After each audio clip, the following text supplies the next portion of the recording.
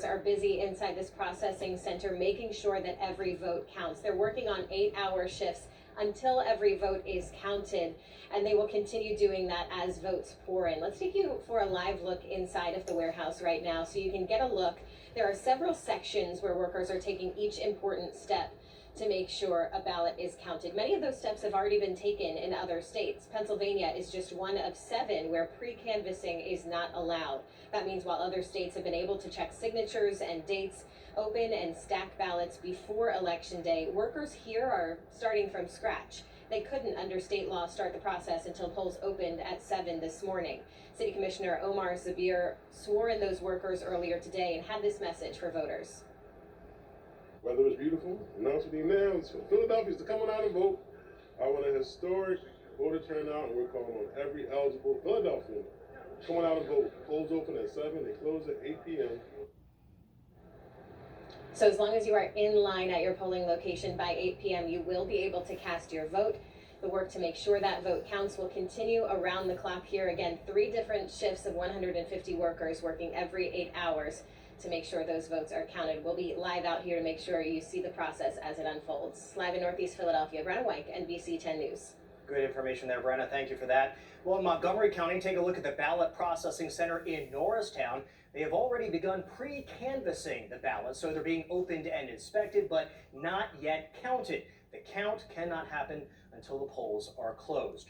Well, right now, both candidates are gearing up for a long day and an even longer night as the results are tabulated. Harris and Trump spent the final day of their campaigns right here in the must-win state of Pennsylvania. The state's 19 electoral votes could be a game changer for whoever comes out on top. So we start our coverage of the candidates with NBC 10's Katie Zachary on the Parkway.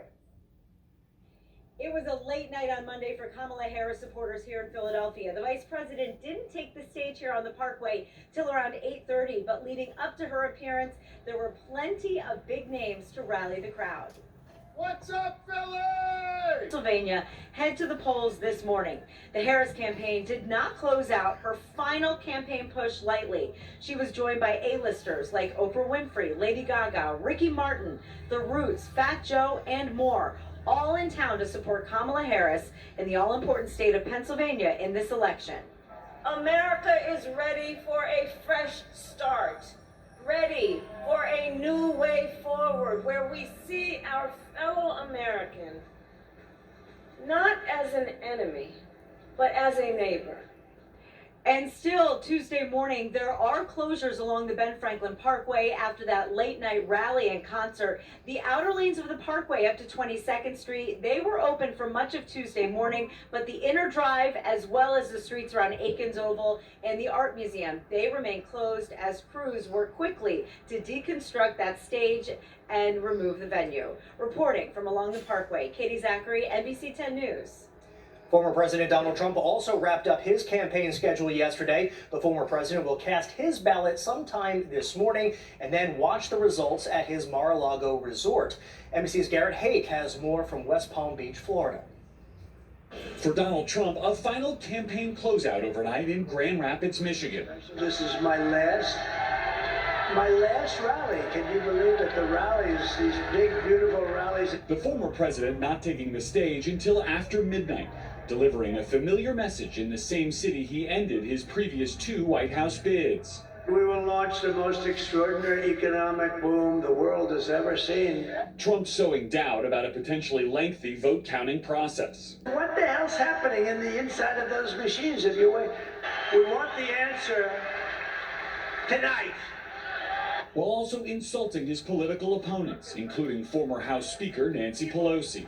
She's an evil, sick, crazy. Oh no. It starts with a B, but I won't say it. I want to say it. The late-night rally capping off a 4-stop battleground blitz across the swing states that will likely determine the next president. Earlier in Pittsburgh, Trump laying out his closing argument. But America will be bigger, better, bolder, richer, safer, and stronger than ever before. During a lengthy and at times meandering speech, Trump appearing to blame his supporters if he loses Pennsylvania. I mean, we're certainly on the 2 or 3 yard line, and the only way we can blow it is if you blow it. I've given you the ball. I mean, you got to go and vote. And on the final day of campaigning, Trump's running mate J.D. Vance stumping in Georgia, a state Trump lost by fewer than 12,000 votes in 2020 and hopes to flip this time around. In the campaign's closing days, after that comedian's comments calling Puerto Rico garbage, and President Biden then appearing to say the same of Trump's supporters, disputed by the White House, Vance chose to have the last word. We are going to take out the trash in Washington, D.C., and the trash's name is Kamala Harris. That was Garrett Haig reporting there. And as we have seen, both presidential campaigns have been pushing to rally voters in Pennsylvania over the past few weeks. So let's take a look at some history on the importance of the Keystone State. In 2016, when Donald Trump won, Pennsylvania was red. In 2020, when Joe Biden won, Democrats flipped the Keystone State to blue. And we mentioned Pennsylvania's 19 electoral votes right there. As for the rest of our area, New Jersey has 14 votes. Delaware has 3. Well, the presidential race isn't the only pivotal contest on the ballot in Pennsylvania. Voters here could also decide who controls the U.S. Senate. Pennsylvania's senior U.S. Senator, Democrat Bob Casey, is seeking a 4th term. His Republican challenger is businessman Dave McCormick. The final Emerson College polling, The Hill survey, shows the 2 candidates right now are tied. Well, our newsroom is working very hard to get you the latest information that you need, so join NBC 10 for special coverage tonight. We're going to be on air